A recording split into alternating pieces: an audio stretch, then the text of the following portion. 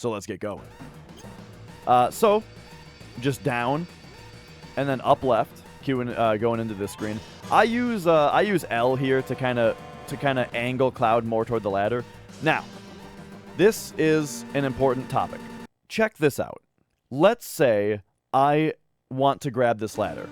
This is another spot where you want to grab ladders from far away, because if you run and bonk into this ladder, I'm at fraction 128 now.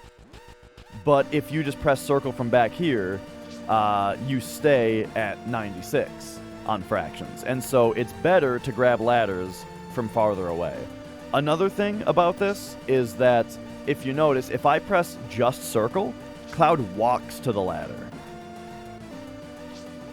But if I'm holding X, he runs to the ladder. So you should grab ladders from as far away as possible in order to save steps, and you should be holding X when you do it. And that holding X thing actually comes into play in a bunch of other places as well. So as Cloud jumps off the ladder, you can use that time to buffer down right instead. So once again, right here, just up goes up and try to grab the ladder from far away. We're just going to escape. And now you have to save Jessie, because she has to open the door up top. So you have to grab this potion, talk to Jessie. Another thing, try to talk to Jessie from far away. You know, you don't want to run all the way up to her or you're wasting movement. Run up here, grab the ladder from far away. After you hop off this, oh, we're gonna get into another fight, right? Because we're not doing step kind of stuff. But right now, we're just covering exiting the reactor, and then we'll cover preemptive apps. So, we got an extra fight right there, but here you just go left. Then you can buffer just right, and Cloud will get onto the staircase, and actually just right will carry you all the way to the top. But you'll want to switch to up somewhere in there. Oh, what about the limit? Right, yeah, we'll talk about that. That actually only matters for preemptive apps, so we'll talk about that in a minute. So now this part, kind of interesting. You can either you can actually hold just up right here, and Cloud will go right in. So once you're on this part of the stairs, like this whole diagonal section, if you hold just up, Cloud will zigzag all right in there all by himself. Now, if you want to save a couple fractions, though, when Cloud gets to about this corner, you can start holding switch over to left instead of just up. And I'll show you the difference here. Just up got us 206, 192. But if we cut left, oh, that was weird. Oh my God, load the right save state. That got us 206, 96. So cutting left right there saves a couple fractions. You know how to get out of the reactor. Let's talk about preemptive apps. Let's say you're on a step route. You're going for that preemptive apps. We've got two things to worry about. Firstly, we did not get a limit on Cloud. He's got a sliver left. I falsified that so that we can talk about what to do if that happens. But then also, we are going to manipulate the step count in order to get into a triggered fight on a preemptive StepID. What do I mean? Let's go back to Big Shoes for a second. You see these purple lines, or pink lines? The game actually decides if a fight should be preemptive based on certain StepIDs. Certain StepIDs are just preemptive StepIDs. And so this one, for example, is one that you're very likely to get into a fight on, and it will be a preemptive fight as long as the formation allows it. But there's all kinds of preemptive StepIDs that we just run past. But what about a triggered fight, a scripted fight, such as a boss battle or like fighting the guards at the trains, stuff like that? If your StepID happens to be on a preemptive StepID when that fight triggers, it will be preemptive. And so we are able, it'll be preemptive, once again, as long as the formation allows it. Most bosses don't allow to be preemptive. Apps, on the other hand, does. And so we are going to do some very specific movement here in order to make that happen. So apologies for the drop in quality here, but I'm editing the tutorial right now and I realized that in the live version I did a really poor job explaining the Pre-Emptive App Setup, so I need to take the opportunity to just do it again here. So the entire idea of this setup is that right now we're in a hostile environment, our steps are being counted, and after the reactor we're going to be in non-hostile areas all the way until the screen where we fight apps, and on the screen where we fight apps there is a Pre-Emptive StepID that we have a setup to get to just so long as we left the reactor on a specific StepID. That StepID happens to be 40, but you don't actually have to know that when you're running, you know? The thing about step IDs and stuff is that you don't need to know the specific numbers.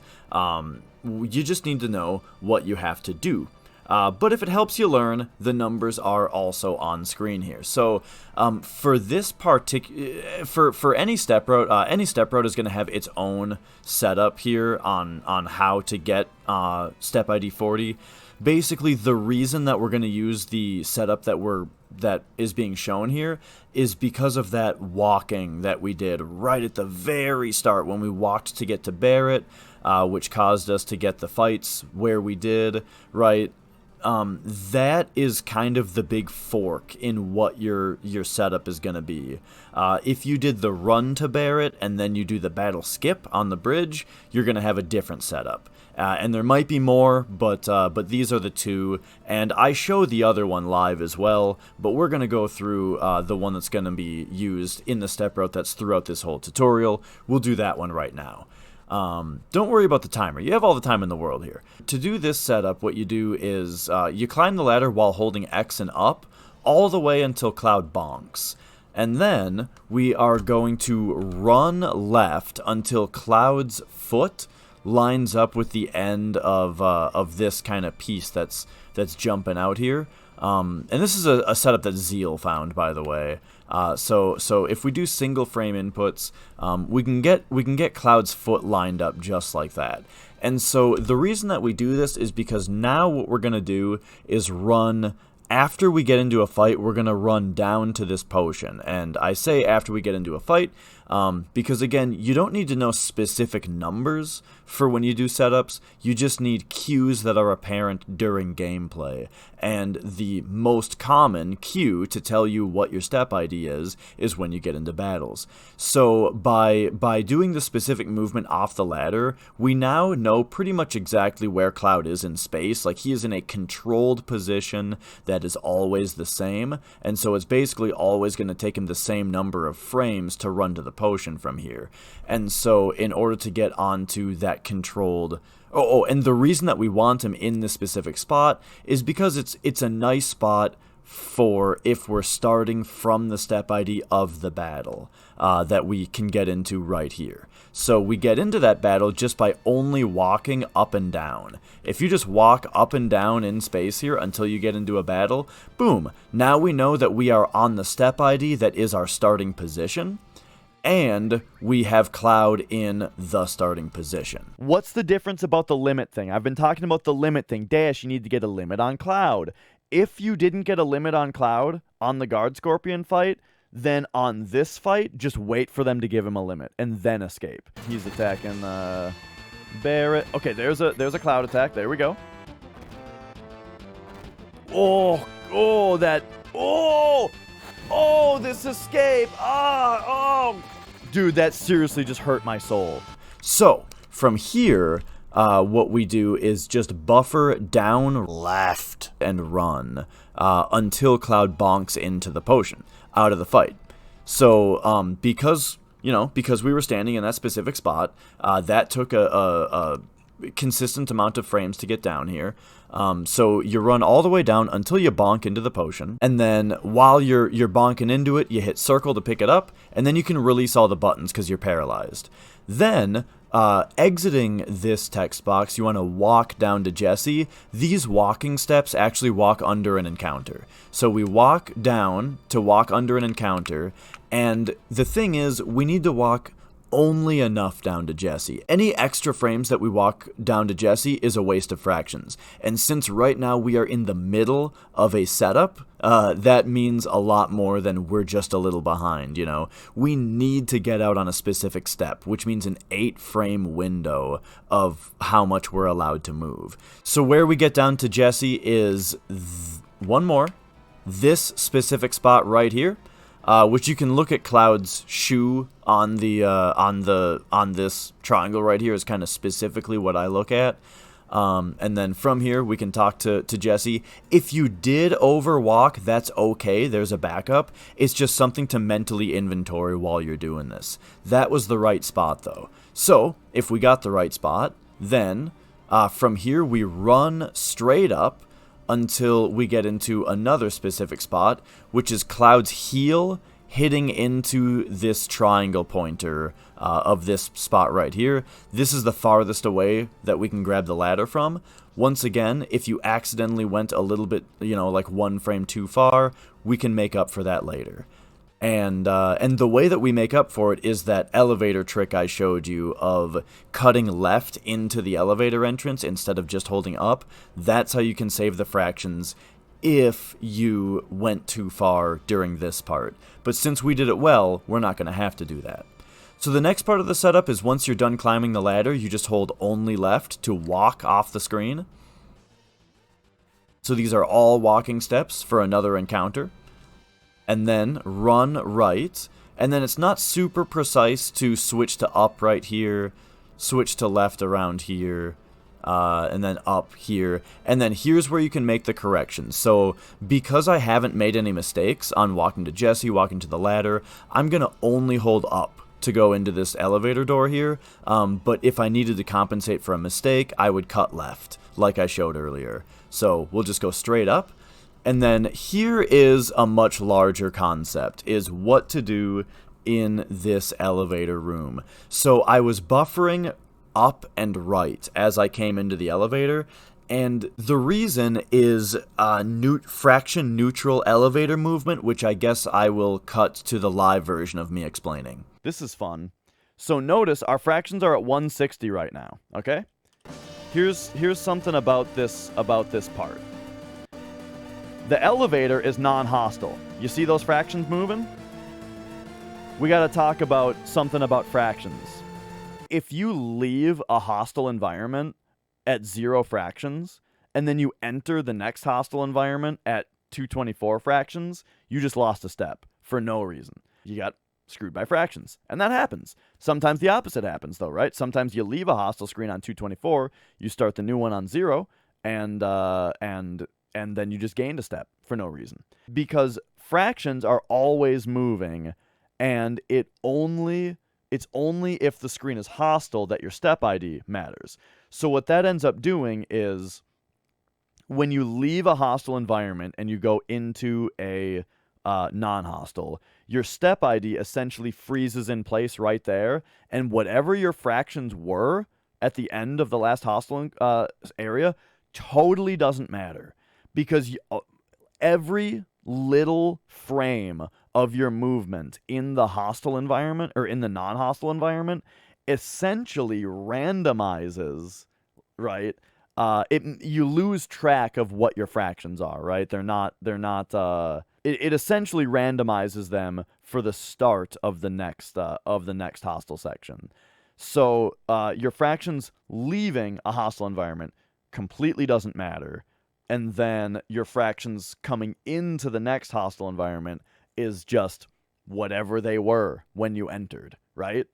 And so what that means is you can get a lot or a little distance between the last step ID incrementation and you leaving an area. There could be between 1 and 7 fractions there. 1 and 7 frames. That just, it doesn't matter how many they were. That's just your gimme, you know?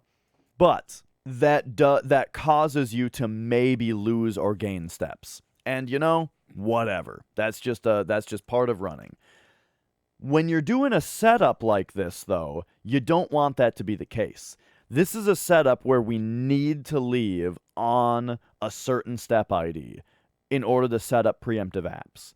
And so we don't want to randomize our fractions, essentially. Now, it's not quite as tricky here. You're not going to see every runner do what I'm about to do. But because this is a setup, I like to be super, super safe about it. But here's the deal. So this is a non-hostile screen that's sandwiched between two hostile screens. So you don't want your fractions to be weird and just gain or lose a step when you're trying to do a setup, you know? So what you can do is, as this screen loads, just buffer up, right, and run as you're loading into this screen. And what that does is it shoves Cloud into this back corner. And then while you're bonked into the corner, hit circle. Okay? That'll move Cloud in front of the button. Then, holding X still, if you run right to bonk on this wall and then leave, that leaves on the same fraction that you entered. So as far as your fractions and step ID are concerned, you never went in, you never went into that elevator. For the purposes of doing a setup, I like to do that there, but I would highly recommend that for a setup like this, you do your own research. You get BizHawk, you bring up the RAM watch, you do this shit over and over, and you try to come up with all of your own preferences. Okay, we're back from that. All right, cool. So it's up and right into the back of the elevator. So while you're holding up and right into the back of the elevator, hit circle to hit that button. Then buffer right and run until Cloud bumps, and then run left out of the elevator. Now, on the screen transition, I buffer down and left into the next room until Cloud gets to there's this whole like thing of pipes here. Now again, we have an 8-frame window, an 8-fraction window, right? We just need to get out on a step ID, and the way that this setup is designed, it tries to hit the middle of the step ID. So if we're a little bit early or a little bit late, just a few frames, we should be fine. So don't overly worry about this kind of thing, but what I aim for on this part is we're going down left, and we need to switch to just left to talk to Jesse.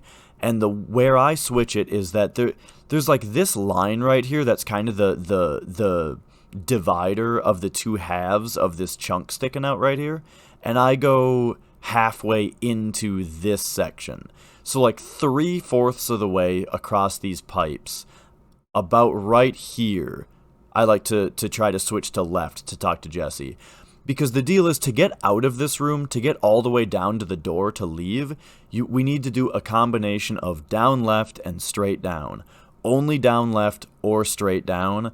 Anything else is extra movement, you know? And so the straight left we want to minimize, and we minimize it by going left about right here. Again, if you're 1 or 2 frames early or late on this, it shouldn't matter, as we'll see in a second. So I'm going to unpause. That's left right there. Talk to Jesse. You can stop short, hit circle. If you don't talk to her, do a single more frame left, you know, then try to talk to her again. You can baby it, you know. Just stop and go 1 frame at a time until you can talk to her, you know. And that's kind of, it's not so bad. And then straight from here, though, it should be down left or straight down to talk to Biggs. And then at this point, it is straight down. Cloud's going to brush on this wall here, and then go straight down from there. And then on this white line for the border for this thing, that's when I add R. You can also add left to go down left until you're out. I go down, and this is one of those spots where I like to use a shoulder button. I strike R with my down to go down left until we're out of the reactor. You're just aiming for this line right here. And again, it's not frame perfect. You just have to be relatively precise throughout this whole setup. And if you do this correctly, boom. I was a little late right there, I think. But there we go. Even so, even being just a tiny bit late, I felt like, but I guess I wasn't. we got out on step ID 40, which is exactly what we were looking for, and fraction 128, which is the exact middle of the step ID, which is perfect. You know, that means we could have been a little tighter or we could have been a little looser, and either way it would have worked. We hit right on the center of the step ID, which is pretty, you know, that just means it's a good setup. And there you go. One last thing, when you hit R, that last R hit where Cloud starts going down left, there's a railing in the way. If you bump into the railing and Cloud actually bonks and stops, just do a release repress, you know, just like boop boop, just release R and repress it, you know what I mean? To get Cloud to just kind of go around it. And that should only cost a fraction, if anything. And there you go. So hopefully this was a better run through of the specific pre-app setup. If you want to make your own setup or you're on another step route, just remember the whole idea here is we want to leave on step ID 40. However, this directly correlates to the way that we do the other part of the setup, which is just before apps. So if you want to make your own setup, also look at the part that goes just before apps to see how we do that part. And you can adjust both of them if you want, you know. If you were to leave on an earlier step ID right here, then the part before apps, you would just use more steps at that point. Or if we left on a later step ID here, then the part before apps, you would need to use less movement in order to land on that preemptive step ID that is just a few steps after 40. All right? All right. Yeah, so there you go. Right there, we landed on step ID 40 is what you're aiming for if you're doing this setup. And if you land on fraction 128, that's basically right perfect, because that means I could have been a few frames earlier, I could have been a few frames later, and either way, we're on step ID 40, and that's what is going to land us on the preemptive step ID later. So if you look, you see this preempt, so we're right here on the step graph, and you see this preemptive right there. That's what we're going to fight apps on. So there you go. That is the Reactor. I hope that that portion was informative to you, and I hope to see you on the next video, the next tutorial.